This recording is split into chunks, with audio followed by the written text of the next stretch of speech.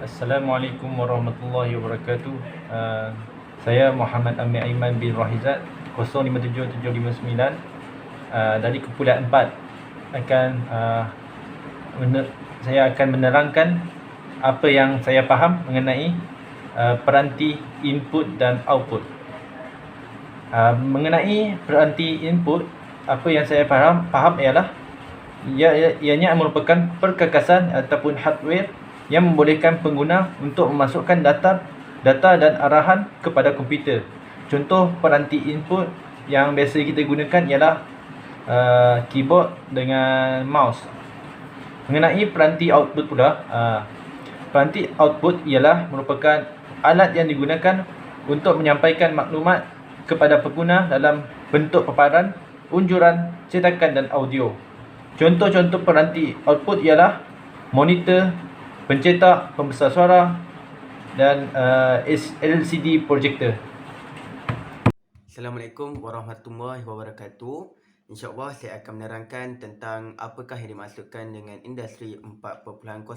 Industri 4.0 ini adalah satu rentetan daripada Industri 1.0 sehingga Industri 3.0. 1.0 ini diperkenalkan pada tahun 1784 yang di mana industri pada ketika itu bergantung kepada mesin kuasa wap, dan yang kedua pada tahun 1870 yang bergantung kepada elektrik, dan yang ketiga pada 1965 yang bergantung kepada teknologi maklumat. Itu adalah sedikit berkaitan dengan fasa-fasa industri yang berlaku di dalam dunia. Dan yang keempat berkaitan dengan Industri 4.0 yang membawa maksud kepada cyber physical system, Internet of Things, hardware yang mana yang melibatkan Internet of Things, IoT, ataupun keberadaan internet dalam semua aspek kehidupan kita. Oleh itu, apa yang saya faham berkaitan dengan Industri 4.0 ini adalah di mana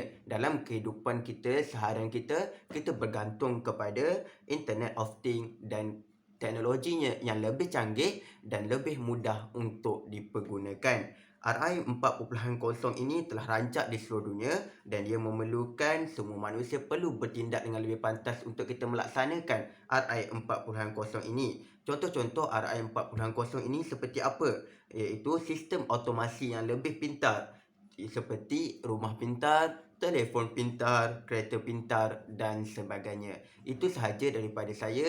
Sekian, terima kasih. Assalamualaikum warahmatullahi taala wabarakatuh. Nama saya Muhammad Hifzan bin Adman Shah, nombor metik 057917. Sebenarnya saya akan menerangkan salah satu contoh input yang saya dapat adalah tetikus. Tetikus adalah salah satu contoh input. Tetikus ni dia berfungsi mengawal gerakan penunjuk pada skrin. Ia merupakan peranti yang kecil yang bergerak di atas permukaan keras dan rata. Tetikus ni menerima input pengguna berasaskan sentuhan pada dua butang yang terdapat pada sisinya. Okey, tetikus ni dia ada tiga jenis. Yang pertama adalah tetikus mechanical, yang kedua adalah tetikus optical, dan yang terakhir adalah tetikus wireless. Sekian, terima kasih. Assalamualaikum. Hari ini saya akan berkongsi contoh output device beserta fungsinya. Output device yang saya pilih adalah drone mata aerotag. Fungsi drone mata aerotag ialah untuk melaksanakan kerja-kerja penyemburan baja padi di sawah. Selain itu, ia juga menjalankan kerja-kerja penyemburan racun agar petani tidak terdedah kepada bahan-bahan kimia yang berbahaya. Setakat itu saja daripada saya. Sekian, terima kasih.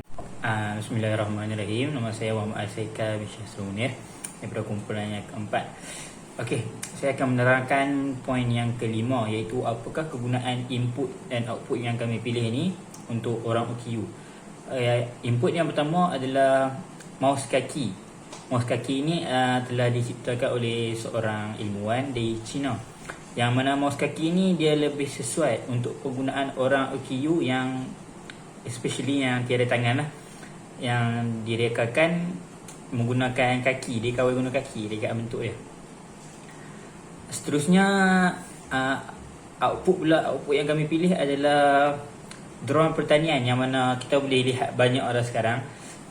Drone pertanian ni banyak diguna walaupun di Malaysia lah. Kita boleh lihat para petani zaman sekarang ni semakin maju.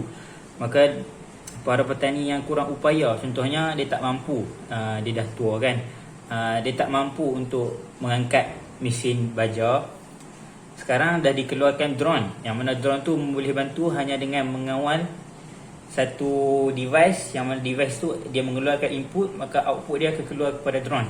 Drone tu akan disetkan berapa jarak dia akan keluarkan racun, berapa banyak dan berapa lama. Okey, target sasaran kami adalah supaya input dan output kami lebih berguna pada masa depan, terutamanya mereka yang orang kurang upaya, terutamanya orang yang tiada tangan bagi menggunakan mouse tu. Seterusnya adalah orang yang tua-tua ke, yang para petani. Itu saja untuk hari ini, masih.